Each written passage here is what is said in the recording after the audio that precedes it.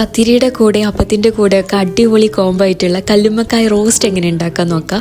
1 kilo കല്ലുമ്മക്കായിട്ട് എടുത്തിരിക്കുന്നത്. ഇതൊന്ന് steam ചെയ്തെടുക്കണം. അതിനായിട്ടൊരു പാത്രത്തിലേക്ക് ഇട്ട് കൊടുത്ത് കുറച്ച് വെള്ളം ഒഴിച്ചിട്ടൊന്ന് വേവിച്ചെടുത്താൽ മതി. ഇനി ഇതിൻ്റെ ഉള്ളിലെ മീറ്റ് സെപ്പറേറ്റ് ചെയ്തെടുത്തിട്ട് ഇതൊന്ന് ഫ്രൈ ചെയ്തെടുക്കണം. അതിനായിട്ട് മഞ്ഞൾപ്പൊടി, മുളക് പൊടി, കുരുമുളക് പൊടി, അതുപോലെ തന്നെ വലിയ ജീരകത്തിൻ്റെ പൊടിയും ആവശ്യത്തിന് ഉപ്പും കൂടി ഇട്ട് നന്നായി ഒന്ന് മിക്സ് ചെയ്തെടുക്കുക. ഇതിലേക്ക് തന്നെ 1 ടീസ്പൂൺ ജിഞ്ചർ ഗാർലിക് പേസ്റ്റ് കൂടി ഇട്ടിട്ട് നന്നായി ഒന്ന് മിക്സ് ചെയ്തെടുക്കുന്നുണ്ട് കേട്ടോ.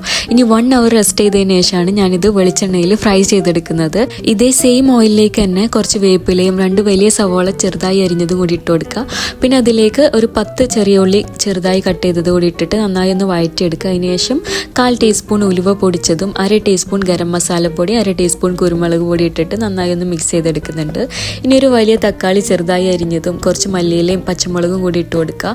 അതിനുശേഷം നമ്മൾ ഫ്രൈ ചെയ്ത് വെച്ചിട്ടുള്ള കല്ലുമ്മക്കായില്ല അതുകൂടി ഇട്ട് കൊടുത്തിട്ട് നന്നായി ഒന്ന് മിക്സ് ചെയ്തെടുത്താൽ നമ്മുടെ റോസ്റ്റ് റെഡി.